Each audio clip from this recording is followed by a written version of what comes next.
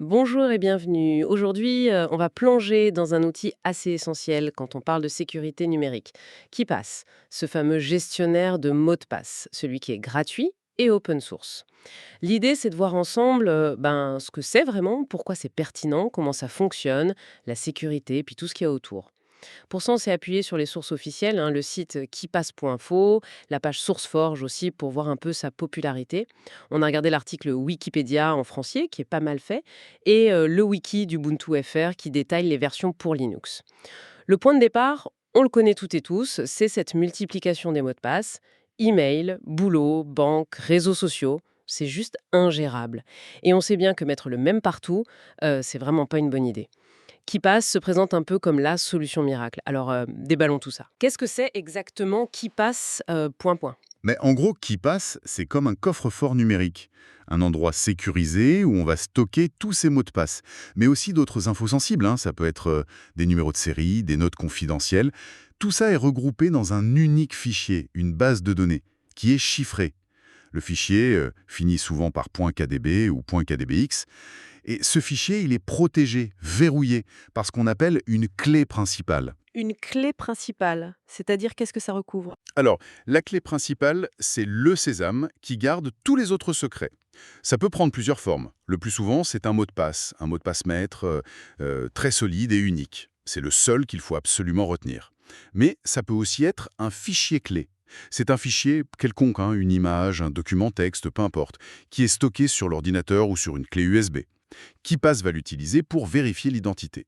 Et on peut même, pour une sécurité renforcée, combiner les deux. Exiger à la fois le mot de passe maître et le fichier clé. L'avantage, c'est ça, un seul secret, bien protégé, qui donne accès à tout le reste. Fini de devoir mémoriser des dizaines de mots de passe complexes. D'accord. Et c'est un logiciel libre, open source, vous l'avez dit, et les sources insistent pas mal là-dessus. Pourquoi c'est si important pour la sécurité? Ah, c'est vraiment un point essentiel. Open source, ça veut dire que le code source du logiciel, sa recette interne, si on veut, est accessible à tout le monde. N'importe qui, surtout des experts en sécurité, peut aller regarder comment c'est fait, chercher des failles, vérifier que les promesses de sécurité sont bien tenues. Dans le monde de la cryptographie, c'est considéré comme une nécessité pour avoir confiance. Bruce Schneier, un expert reconnu, dit bien que la sécurité publique transparente est toujours plus fiable que la sécurité propriétaire, où on doit croire l'éditeur sur parole. Ah oui, je vois. Donc le fait que ce soit ouvert, ça permet une sorte de contrôle par la communauté, par des experts externes qui peuvent vérifier qu'il n'y a pas de porte dérobée ou de grosses erreurs. Exactement. C'est une forme d'audit public continu.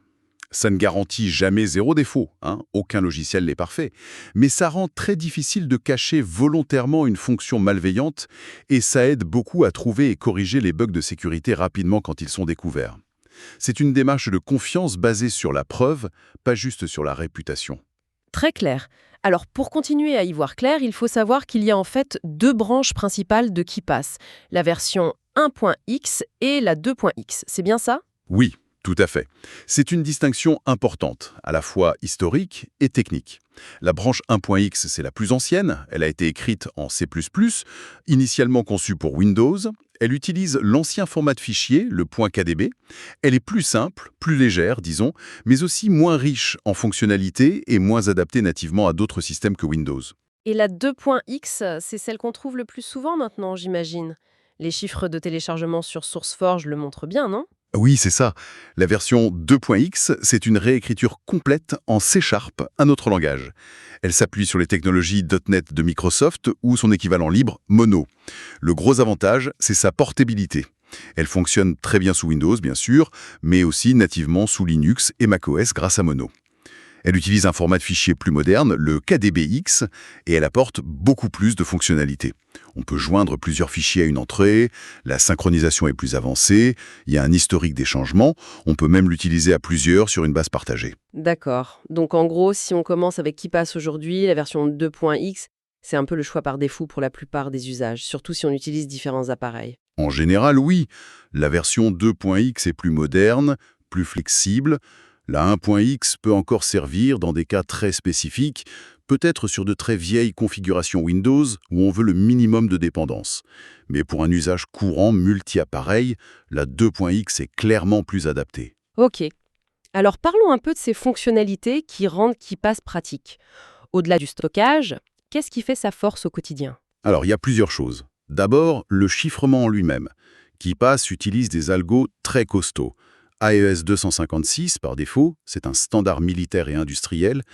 La version 2 ajoute aussi SHA-20, un autre algo moderne et réputé très sûr.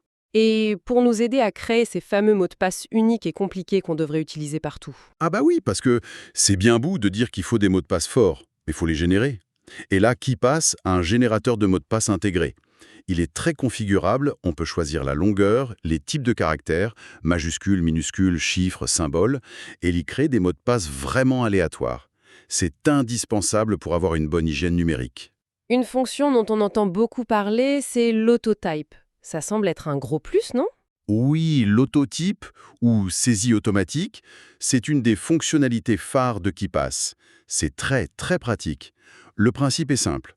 Au lieu de faire un copier-coller manuel du mot de passe depuis KeePass vers, disons, la page de connexion d'un site web, on utilise un raccourci clavier global, CTRL plus ALT plus A par défaut. KeePass détecte alors la fenêtre active, par exemple le navigateur sur la page de connexion. Il cherche l'entrée correspondante dans la base de données, souvent en se basant sur le titre de la fenêtre, et il tape automatiquement l'identifiant, puis le mot de passe dans les bons champs. Ah, c'est génial ça! Ça évite le copier-coller qui peut laisser le mot de passe traîner dans le presse-papier. C'est ça l'idée? Exactement. C'est un des gros avantages. Le presse-papier, c'est une zone de mémoire temporaire où ce qu'on copie est stocké, en clair. C'est une faiblesse potentielle. KeePass essaye de limiter le risque. Et quand on fait un copier-coller classique, il efface automatiquement le mot de passe du presse-papier après un court délai, genre 10 ou 12 secondes. Mais l'autotype, lui, évite carrément ce passage par le presse-papier, pour le mot de passe. Et il a même une petite astuce en plus, l'offuscation à deux canaux, qui essaye de rendre plus difficile l'interception de la saisie par des logiciels espions basiques qui enregistreraient les FAP claviers. C'est pas infaillible, mais c'est un plus. Malin! Et si jamais l'autotype ne marche pas, pour une application un peu bizarre Il reste une autre option, c'est le glisser-déposer ou drag and drop. On peut simplement cliquer sur le nom d'utilisateur ou le mot de passe dans KeePass, maintenir le clic et faire glisser le curseur jusque dans le champ correspondant de l'autre application. Ça copie l'info directement sans passer par le presse-papier non plus. KeePass a l'air assez flexible aussi sur la gestion des données. On peut facilement importer ou exporter ces mots de passe. Oui, l'import et l'export sont bien pris en charge. KeePass peut lire des formats standards comme le CSV, le XML, et il existe des formats spécifiques pour importer depuis plein d'autres gestionnaires de mots de passe. Et inversement, on peut exporter toute sa base de données, soit pour faire une sauvegarde, soit si on veut migrer vers une autre application compatible avec le format KeePass. C'est la beauté d'un format ouvert. On n'est pas prisonnier. Super important ça, la réversibilité. Et la question qui tue, comment on fait pour avoir sa base de données à jour sur son PC fixe, son portable et son téléphone? La synchro, c'est possible. Ah oui, c'est le nerf de la guerre aujourd'hui. Et oui, la synchronisation est prévue, surtout dans la version 2.x. KeePass peut synchroniser son fichier de base de données, .kdbx, de plusieurs manières. On peut le mettre dans un dossier partagé sur le réseau local, par exemple. On peut aussi utiliser un serveur FTP ou même un serveur WebDAV via HTTP. KeePass est assez intelligent. Si on modifie la base sur deux appareils en même temps, au moment de la synchronisation, il va essayer de fusionner les changements, sans écraser les modifications de l'un ou l'autre. Il se base sur l'heure de la dernière modification de chaque entrée. Et pour le cloud, les services comme Dropbox, Google Drive, OneDrive, etc. Alors, KeePass lui-même n'intègre pas directement les API spécifiques de chaque service cloud. Mais il y a deux façons de faire, très courantes. La plus simple, on place le fichier KDBX dans le dossier local qui est synchronisé par le client de ce service. Le dossier Dropbox, Google Drive, etc. sur son ordinateur. La synchronisation se fait alors automatiquement par le service cloud lui-même. L'autre façon, c'est d'utiliser des greffons ou plugins. Il y a tout un écosystème de plugins développé par la communauté pour étendre les capacités de KeePass. Certains plugins permettent justement de se connecter directement à des services cloud spécifiques. D'autres améliorent l'intégration avec les navigateurs web, ajoutent des protocoles de synchronisation comme SCP/SFTP, des options de sauvegarde automatique. Ces plugins, ça a l'air super pratique, mais est-ce que ça n'ajoute pas une couche de risque? Si un plugin a accès à toute ma base de données déverrouillée, ça fait un peu peur, non? C'est une excellente remarque et un point de vigilance absolument essentiel. Vous avez raison. Les plugins étendent les fonctionnalités, mais ils étendent aussi la surface d'attaque potentielle. Ils sont pour la plupart développés par des tiers, par la communauté, et même s'il y en a de très bons et très fiables, leur code n'est pas systématiquement audité au même niveau que le noyau de KeePass lui-même. Un plugin mal conçu, buggé ou pire, malveillant, pourrait théoriquement lire des informations de la base ou même les exfiltrer. Donc la recommandation est toujours la même. Être prudent. N'installer que les plugins dont on a vraiment besoin. Privilégier ceux qui sont référencés sur le site officiel de KeePass et, si possible, vérifier leur réputation, voir s'ils sont activement maintenus. Compris. Prudence donc avec ces extensions. On a parlé de la version 2.x qui est multiplateforme. Il y a aussi cette idée de portabilité. On peut l'utiliser sans l'installer. Oui, les deux versions 1.x et 2.x existent en version portable. Ça veut dire qu'on peut télécharger une archive, la décompresser sur une clé USB par exemple, et lancer KeePass directement depuis la clé, sans rien installer sur l'ordinateur hôte. C'est pratique pour l'avoir toujours avec soi ou pour l'utiliser sur un poste où on n'a pas les droits d'installation. Mais attention, il y a un mais. La portabilité n'est pas toujours 100% autonome.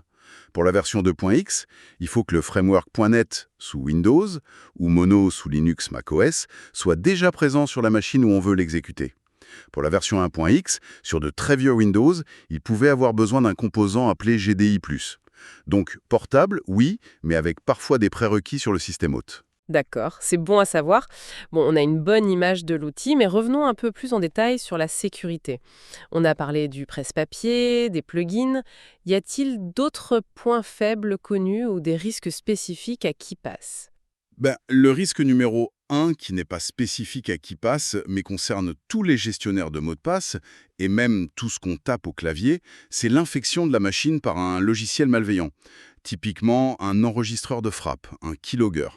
Si un tel malware est actif sur l'ordinateur, il peut potentiellement enregistrer tout ce qui est tapé au clavier, y compris le mot de passe maître quand on déverrouille sa base KeePass. Ah oui, et même si on utilise les claviers virtuels qu'on peut afficher à l'écran pour cliquer les lettres, ça protège de ça? Ça protège contre les keyloggers les plus basiques, qui ne surveillent que le clavier physique. Mais des malwares plus sophistiqués peuvent aussi faire des captures d'écran à intervalles réguliers. Donc, si on clique sur un clavier virtuel, ils peuvent potentiellement reconstituer ce qui a été cliqué en analysant les captures d'écran. L'autotype, avec son obfuscation, peut gêner un peu certains malwares, mais soyons clairs, si la machine elle-même est compromise par un logiciel espine avancé, la sécurité de KeePass est fortement menacée. La conclusion, c'est que la sécurité de KeePass dépend énormément de la sécurité de l'environnement dans lequel il s'exécute. Utiliser KeePass sur un PC public ou sur une machine dont on ne maîtrise pas la sécurité, c'est prendre un risque important. D'accord. La sécurité de la machine avant tout. Est-ce que KeePass a fait l'objet d'audits ou de certifications par des organismes reconnus? Ça peut rassurer aussi. Oui, et c'est un bon point.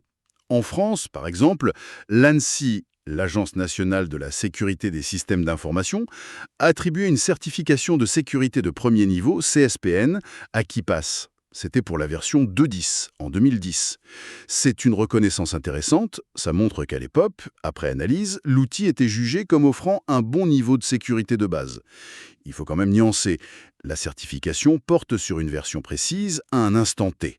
Depuis 2010, d'autres versions sont sorties, des vulnérabilités ont été découvertes et corrigées, dans des versions plus récentes, par exemple dans la 2.13, la 2.33. Ce qui souligne l'importance de toujours garder le logiciel à jour, j'imagine. Exactement, c'est fondamental.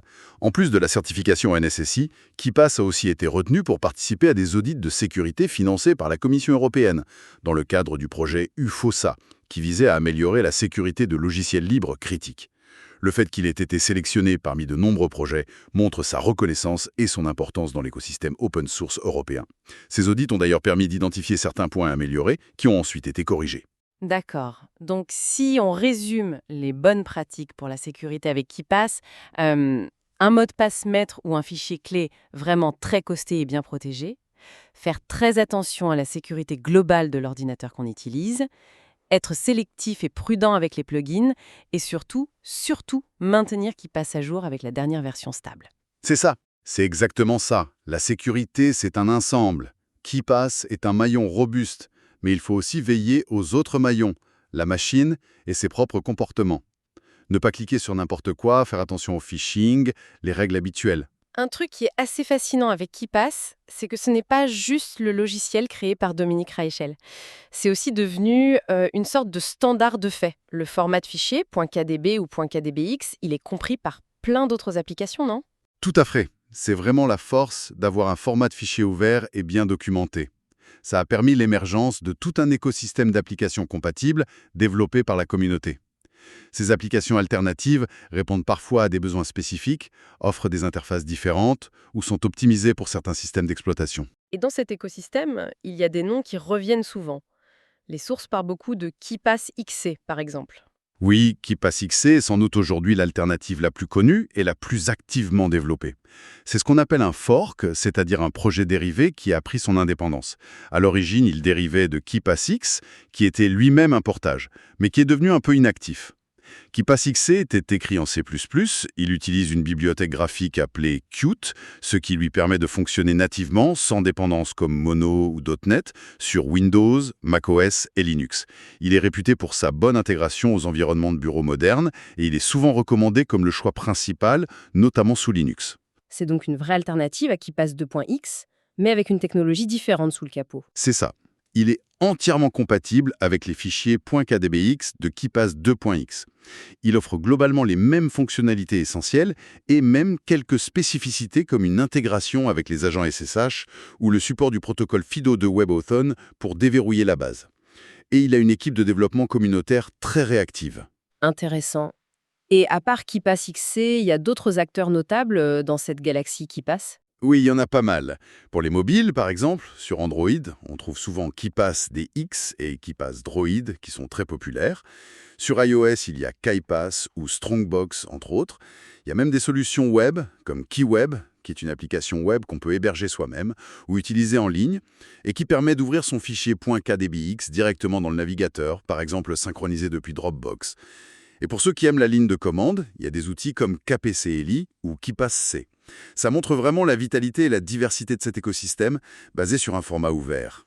Et pour trouver le KeePass original et ses infos officielles, le site keepass.info, ça reste la référence principale pour les téléchargements, les plugins, les traductions. Oui, absolument. KeePass.info, c'est le site officiel du projet maintenu par Dominique Reich. On y trouve les téléchargements des versions 1.x et 2.x pour Windows, le code source, la documentation complète, le forum d'entraide et une page qui référence pas mal de plugins et de traductions, dont le français. SourceForge est aussi un site historique où KeePass est hébergé pour les téléchargements et on peut y voir des statistiques qui montrent bien la popularité écrasante de la version 2.x aujourd'hui. Pour KeePassXC et les autres applications comme KeePassDX, il faut aller voir sur leur propre site web ou leur dépôt de code, souvent sur des plateformes comme GitHub. Et cette reconnaissance de KeePass, elle va au-delà des audits techniques, non? Il est recommandé officiellement par certaines institutions. Tout à fait. En France, KeePass fait partie du socle interministériel de logiciels libres, le SIL. Ça signifie qu'il est officiellement recommandé pour une utilisation au sein des administrations publiques françaises. C'est un gage de confiance fort. Et en Allemagne, l'Office fédéral pour la sécurité de l'information, le BSI, le recommande également en particulier pour les PME. Donc oui, il y a une reconnaissance institutionnelle de sa fiabilité et de son utilité. Bon, eh bien on a fait un bon tour d'horizon, je crois. Si on devait résumer tout ça, KeePass, c'est une solution de gestion de mots de passe qui est solide, elle est open source, gratuite, testée et approuvée par beaucoup. Que ce soit la version originale ou une alternative comme KeePass XC, on a un outil puissant pour sécuriser ses accès avec un chiffrement fort protégé par un mot de passe maître unique. Des fonctions comme l'autotype ou le générateur de mots de passe rendent la vie plus facile et plus sûre au quotidien. La sécurité est bonne, mais, on l'a dit, elle dépend aussi de nous, de notre vigilance.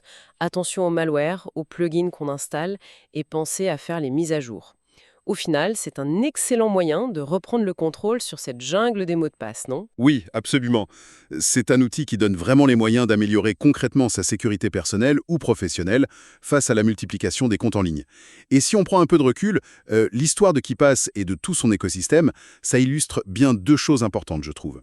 D'une part, ça montre à quel point on a besoin d'outils pour gérer cette complexité croissante de nos identités numériques de manière à la fois sûre et pratique. C'est un vrai défi. Et d'autre part, ça démontre la force du modèle open source et des standards ouverts. Ils permettent de créer des outils de sécurité qui sont transparents, fiables, auditables et adaptables par la communauté sur le long terme. C'est pas rien. Et ça soulève peut-être une question pour l'avenir, pour conclure. Oui, on peut se demander comment tout ça va évoluer. Les menaces changent, hein. Le phishing devient plus malin, l'IA pourrait aider à casser des mots de passe plus vite. Est-ce que des solutions comme KeePass, qui reposent sur un fichier local chiffré et des standards ouverts, vont rester la norme? Ou est-ce qu'on va aller vers d'autres modèles? On parle beaucoup des passkeys maintenant, qui visent à se passer de mots de passe. Comment ces nouvelles approches vont cohabiter ou remplacer les gestionnaires de mots de passe traditionnels? C'est une question ouverte et assez passionnante sur l'avenir de notre sécurité en ligne.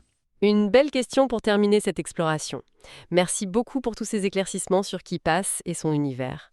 On espère que cette discussion aura été utile.